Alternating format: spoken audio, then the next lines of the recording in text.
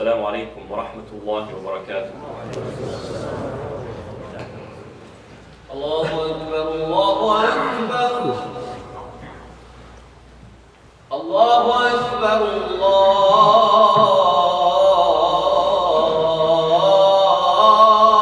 الله أكبر. أشهد أن لا إله إلا الله.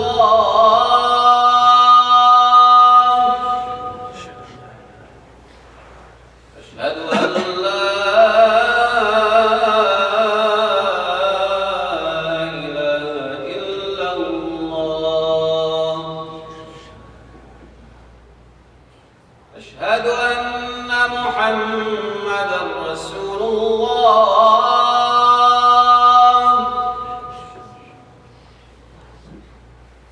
أشهد أن محمدًا رسول الله.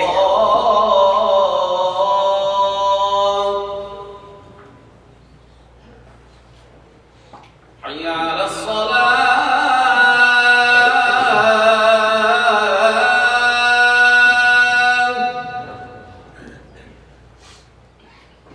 حي على الصلاة.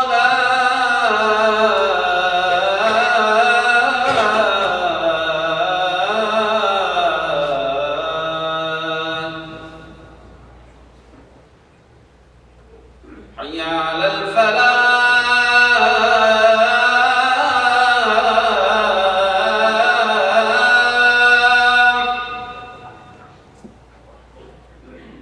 حي على الفلاح.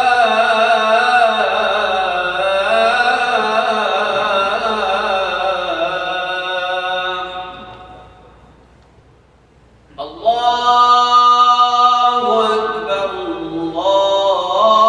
الله أكبر. لا إله إلا الله.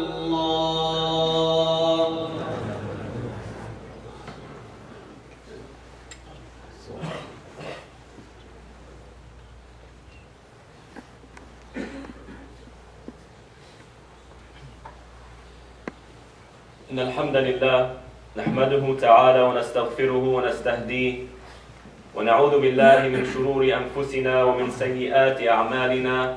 من يهده الله فلا مضل له ومن يضلل فلا هادي له.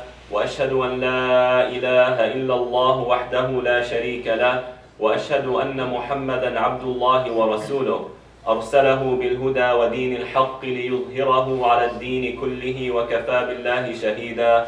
فصلوات الله وسلامه عليه.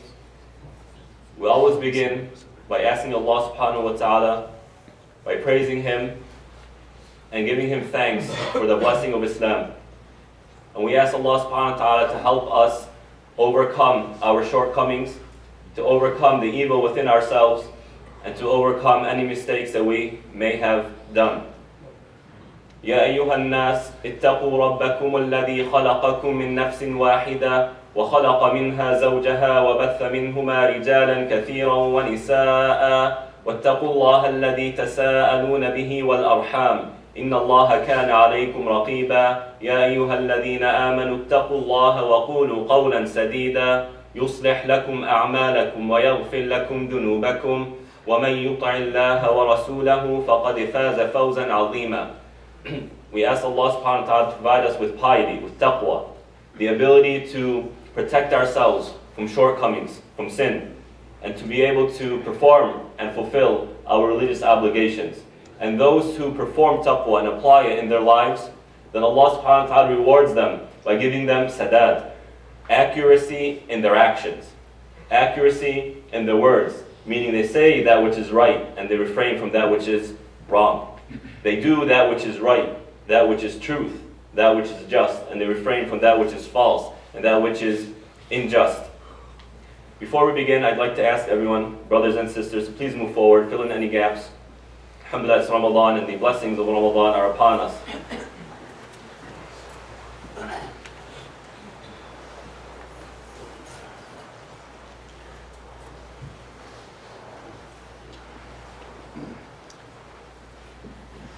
Ramadan is upon us. And Ramadan is the month which I like to call the month of freedom.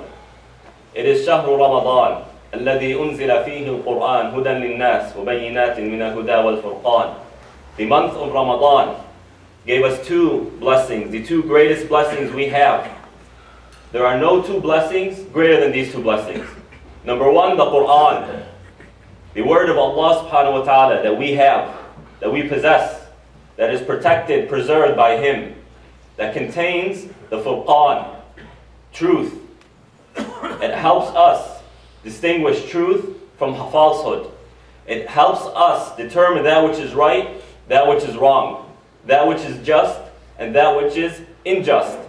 It is also guidance, hudan linnas, guidance for all of mankind. It's not exclusive to anyone. No one has greater claim to the Quran. But there are people who understand it more because of their background, because of their knowledge, because of their effort, the effort they put in order to understand it. It is guidance. And the way I like understanding guidance is that it gives you tools. It gives you the tools to make proper decisions. It gives you the tools so that when you are faced with a challenge, you're able to overcome it. It gives you the tools so that when something is happening, you're able to distinguish, to determine if this is right or this is wrong. This is good for me and my family, or this is not good for me and my family. The second blessing of Ramadan is that Muhammad sallallahu alayhi wa sallam became a prophet. During that time, in Ghar Hira, when Jibreel alayhi salam went to him and told him, Iqra, it was Ramadan. In fact, it was Laylatul Qadr. May Allah subhanahu wa ta'ala give us that night and make it a fruitful night. So the two blessings of Ramadan that we need to understand, recognize, remember, is the blessing of the Quran and the blessing of the Sunnah of Muhammad sallallahu alayhi wa sallam. And today I'd like to talk about, very briefly, how to connect to the Quran. Because it is a month we all read the Quran. Some of us read it once, and that's good. Some of us read it twice or three times, and that's good. And some of us read it even more. But we want a connection with the Quran. We want it to be something that's not just in Ramadan. It's outside of Ramadan as well. It's not just something that we read and we enjoy reading, but rather it affects our lives. We see it in our bodies. We see it in the way we act. We see it in the way we think. Because Allah subhanahu wa ta'ala says, صِبْغَةَ اللَّهِ وَمَنْ أَحْسَنُ مِنَ اللَّهِ صِبْغَةً. This verse, it translates the religion of Allah. But the word sibgha in the Arabic language is translated linguistically as a dye. So when you dye your hair, that's sibgha. When you dye clothes, that's a sibgha. And the scholar said Allah used this word to refer to his religion. Why? Because the religion is like dye. It affects you. Its effect on you is apparent. It's seen by all. So someone who was doing wrong before there is Islam, or before practicing Islam, when they start practicing, it changes them. And that change is visible. And I'll give you an example. An individual who is a chaplain in a prison says that one individual accepted Islam. And he comes to him one day crying. He says, "Oh Shaykh, I said salam to someone and then I returned my salam." And he's crying. And he starts saying, "Oh Shaykh, I know I killed James. But didn't Allah forgive me for that?" He's crying. He said, "Yeah." The chaplain told him, "Yeah, Allah forgave you." He said, "I know I killed Richard, but didn't Allah forgive me?" And he's crying. He said, "Yeah, Allah subhanahu wa ta'ala inshallah forgave you. And I know I killed Tim." And he's saying, "I'm killing people," and he's crying. Why? Because Islam affected his heart. That's what Islam does. So how do we take the Quran and let it affect us? Let it clearly affect our bodies, our physical appearance, our actions, our words, our thoughts. How do we do that? Today I'd like to offer you 3 ways. Number 1, we need to remove that which hinders our understanding and our ability to internalize the Quran. Allah subhanahu wa ta'ala in Surah Al-Qaf, a powerful chapter, talks about resurrection and how He's able to resurrect.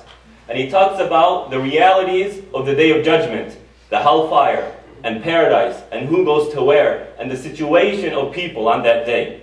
And after all that, after 2 pages, Allah subhanahu wa ta'ala gives us a beautiful verse. And all the verses are beautiful. He says, "Inna fi dharik," all that which I've been talking about since the beginning of the chapter, in that, the dhikra is a reminder. But not for everyone. Not everyone benefits from that reminder. It's only two types of people. إِنَّ فِي ذَلِكَ لَذِكْرَى لِمَنْ كَانَ لَهُ قَلْبٌ أَوْ أَلْقَى السَّمْعَ وَهُوَ شَهِيدٌ. It's a reminder for those who have a heart, whose heart is pure. And this is very rare, but there are people out there. People like Abu Bakr, who as soon as they heard the message, they knew it was the truth. Because their heart was pure. It was full of light. And our hearts, my brothers and sisters, is like a vessel. It is a vessel. You know how it pumps blood? Blood goes in and it goes out. Now if you are tainting your blood from the outside, one way or another, now that tainted blood is going to enter the heart and it's going to taint the heart. And as a result, the heart is going to release blood that is not as pure. The same thing from a spiritual perspective. Your senses absorbs information. And that information goes to the heart. And the heart pumps back out. So if an individual is spending their time in haram, that which is forbidden, they're looking at that which is forbidden, they are listening to that which is forbidden, they're eating that which is forbidden, what happens is that forbidden, that sin, goes into the heart, spiritually speaking, and then the heart now is only able to produce that which is what? Forbidden, that which is tainted, that which is wrong. So we need to remove that. And my recommendation to everyone during the month of Ramadan, turn off the radio. Turn off the music and listen to the Quran for this month. And to the youth, and to the parents as well, look at the songs that are released these days. I'm not talking about listen to them, look at the lyrics. Look what they're talking about. To the youth, your favorite song, stop for a moment and read the lyrics and understand what's being said. Because to be honest, it's quite gross. It's either about sex, about drugs, about doing dumb things. In fact, there's a song that talks about individual says, let's go do something dumb. Well, isn't that dumb? Doing something dumb is dumb. So use this month to turn away, to turn off that which impairs your ability to internalize the Quran. Turn off the TV. Not that everything on the TV is forbidden, but turn off the TV and focus on the Quran. Turn off the radio, focus on the Quran. So that your heart is now only taking the Quran. It is now not hindered. Your heart isn't hindered by external factors. Number 2, knowing the purpose, the meaning of the Quran. Why is there a Quran? What is it? What is it telling us? Now every science goes back to a law or 2 or 3 or a few. Every book, every academic paper has a thesis and it revolves around that thesis. The Quran has a thesis. It has a position. And the scholar said all revelation from day 1 to the Quran is summarized in the Quran. And the Quran is summarized in Surah Al-Fatiha.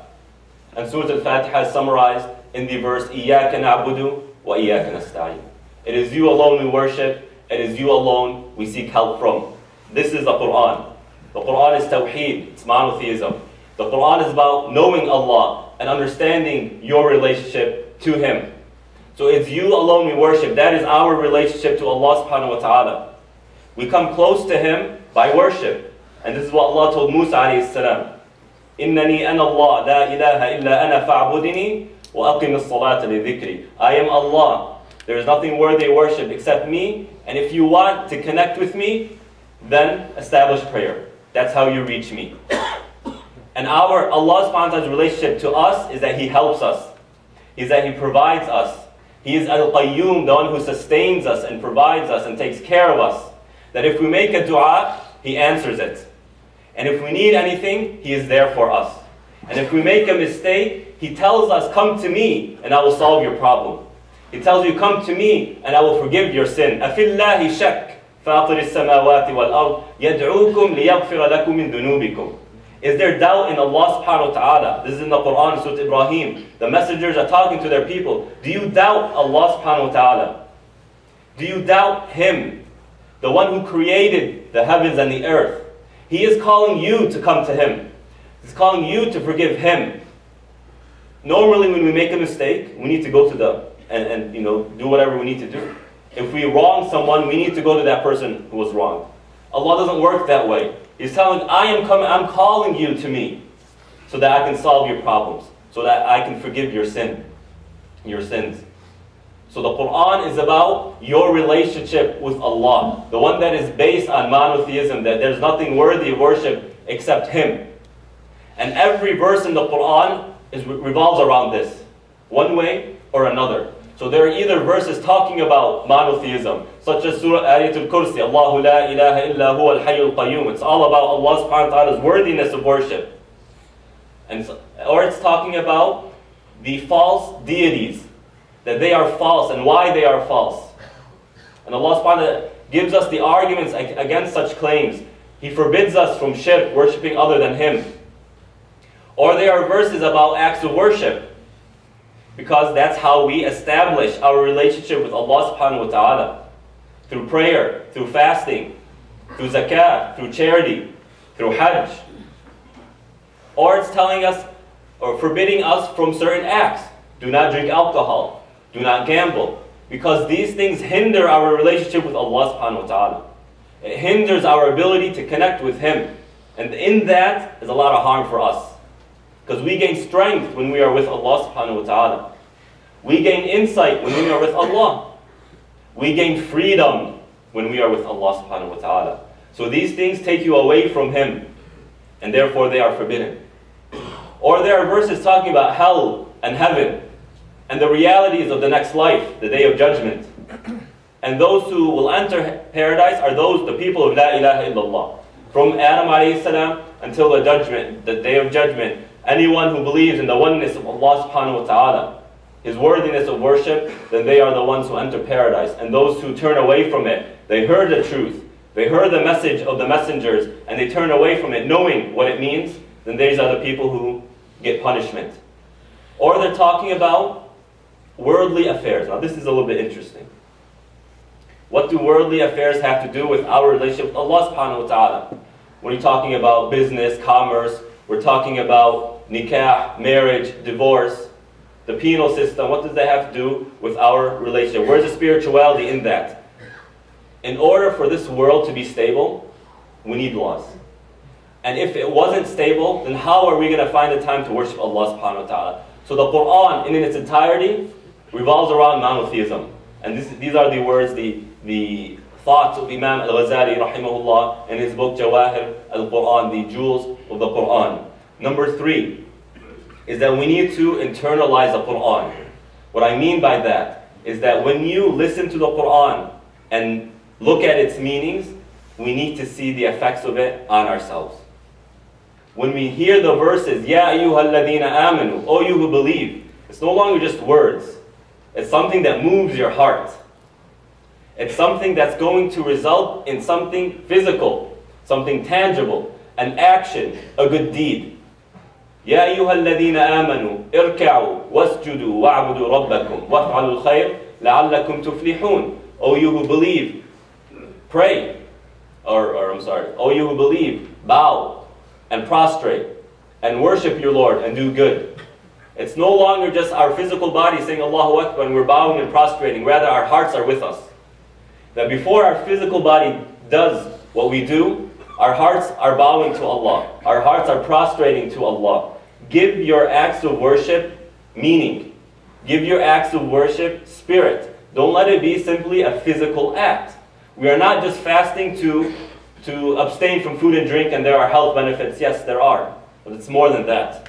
We are abstaining because Allah subhanahu wa ta'ala told us to. We are abstaining because this helps us connect with Allah subhanahu wa ta'ala. We are abstaining because our hearts abstain from sin as a result.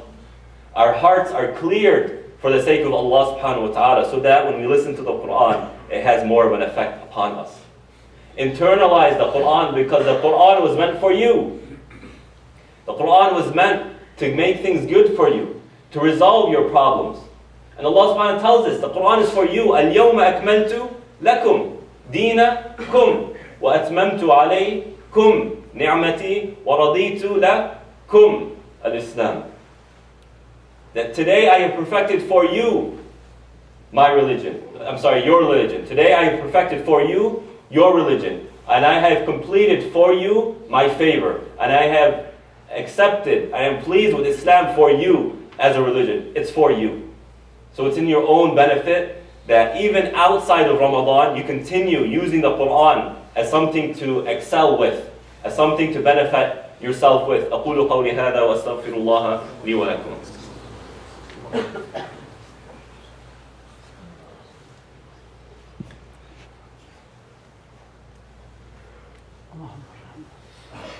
الحمد لله والصلاة والسلام على رسول الله وعلى آله وأصحابه ومن والاه. So my dear brothers and sisters, how to connect to the Quran? 3 ways. Number 1, remove from your lives, or at least from during Ramadan, that which impairs your ability to listen and understand the Quran. Number 2, understand the purpose of the Quran, and that the Quran is a book between you and Allah subhanahu wa ta'ala, to establish a relationship between you and Allah. It is a book of monotheism, that Allah subhanahu wa ta'ala is the only one worthy of worship, and He tells us why. It is a book for us to get to know Allah subhanahu wa ta'ala and how to connect with Him. Number 3, internalize the Quran by recognizing that this book is meant for you. It caters to your needs. It caters to your wants. It caters to your desires, but in a good way, in a healthy way. My dear brothers and sisters, no matter what background you are from, no matter what your education is, no matter how smart you are, no matter what your profession is, the Quran is beneficial to you. The Quran was meant for you. And don't think at all that I am very slow in reading the Quran, or I don't know Arabic, that the Quran is any less important or valuable to you. Look at the history of Islam. Scholars weren't only from the Arab world. Look at the school, Jamiat al-Nizamiyya, Madrasat al-Nizami, in Iran, the Nizami University or school in Iran, which Imam al-Ghazali was part of, rahimahullah. Look at that school. It was the Harvard of that time. And that was in Iran, present-day Iran. These are Persians, they're not Arabs. Look at Afghanistan. Look at their civilization and the effect of the Quran upon them. They're not an Arab society. Look at the Turks, whether it be in Central Asia or Turkey today. They don't speak Arabic. They're not Arabs. The Quran wasn't given to them directly, but rather they benefited from the Quran and they built a civilization upon it. And they were able to bring about justice and strength. There were people who were strong and left for us a legacy, left for us a history which we are proud of. So no matter who you are, no matter where you are in your life, no matter how young or old, the Quran is for you and it's relevant to you. So don't ever tell yourself that, well, what am I going to benefit from the Quran? Maybe I have something better to do. Abadan, not at all. My dear brothers and sisters, before we conclude, a few fiqh issues that I'd like to discuss with you very briefly. Inshallah, are beneficial for you and relevant to this month. Number 1, if you ever doubt the validity of your fasting, if you ever doubt the validity of your fasting, for example, you drank something accidentally, or something happened and now you're in doubt, did I break my fast or not? Do not eat, do not drink, continue fasting as if that didn't happen until you get a fatwa. And this is, I cannot stress this enough, because many times we get phone calls, the shuyukh, the imams get phone calls, saying that, I accidentally drank and then I ate the rest of the day. Right? What's the ruling? Do I just make up a day? That's not the way it works. If you were to accidentally drink and then continue fasting, then you are okay. You don't need to make up a fast outside Ramadan or anything. That is a reward, a blessing, a gift from Allah subhanahu wa ta'ala for you. But that person who continues to eat and drink purposefully, now they have broken their fast intentionally without an excuse. So they don't just make up a day outside Ramadan. Now they have to pay a kaffara. And the kaffara of breaking fast intentionally in Ramadan is quite harsh. You're going to either fast 60 days in a row. 60 days in a row, or you're going to feed 60 poor people, which in America is $600. So if you ever had doubt of the validity of your fasting, do not break your fast. Continue fasting until you get a fatwa. Number 2, when it comes to certain medicines, eye drops, ear drops, shots, insulin, that does not break fast. The only thing that breaks fast is that which enters through the mouth or the nose. Suppositories do not break fast. So if you need to take ear drops, nose drops, suppositories, or to take a shot, you need a blood shot, they need to take blood from you, you need to put a nicotine patch, none of that breaks your fast. And finally, The third issue is Zakat al-Fitr. We all know what Zakat al-Fitr is. It is the zakat that we pay before Eid prayer. That is an obligation upon every person, for the male, for the husband, for the leader of the household. It is incumbent upon them to pay for each member of their household. So if they're married and they have 3 kids, now they have 5 individuals they need to pay Zakat al-Fitr for. If you are married, then you have no kids, and it's you, yourself, and your wife. Okay? It is valid to pay it from now until Eid prayer. If you do it after Eid prayer, then that is a sin. You still have to pay it, but that is a sin. We do prefer, however, here in the masjid, that you pay it ASAP. Why? Because Zakat al-Fitr is meant to be spread, to be distributed on the Eid itself, so that no one during Eid has nothing to celebrate with. So that no one on Eid is hungry. Everyone on Eid is happy and celebrating. So in order for us to do that, if you can give it ASAP, so that on the day of Eid, we can already have the list of people we are going to distribute to, make things easier. Jazakumullah khair. We have a few announcements. Please make dua for brother Iftikhar Ahmed, who passed away. He is the father of one of the sisters here, a member of this community. We ask Allah subhanahu wa ta'ala to overcome any shortcomings, to ask Allah subhanahu wa ta'ala to make him part of paradise, or a member of paradise, to make his grave a piece of paradise, and to grant his family patience.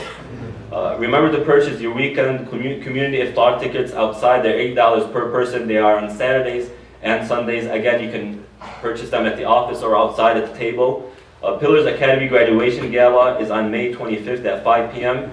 At Norman Murray Community Center. Comedian Omar Reagan will be joining them by tickets outside. OCIF is selling regular and organic dates outside. No Friday Quran class or youth group during Ramadan.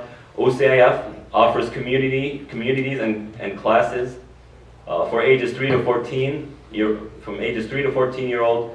Fridays, this is very poorly worded.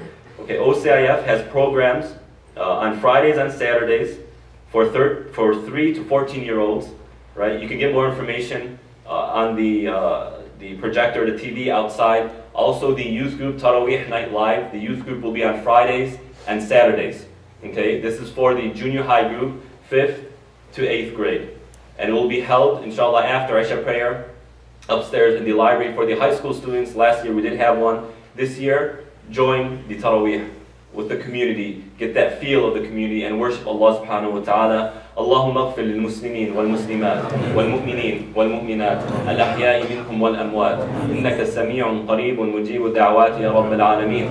اللهم أصلح لنا ديننا الذي هو عصمة أمرنا، وأصلح لنا دنيانا التي فيها معاشنا، وأصلح لنا آخرتنا التي إليها معادنا، واجعل الحياة زيادة لنا في كل خير، واجعل الموت راحة لنا من كل شر. We ask Allah subhanahu wa ta'ala to bless us during this month and to help us do as much good deeds as possible. It is a season of good deeds which Allah subhanahu wa ta'ala has blessed us with. وَأَقِمُ الصَّلَاةِ.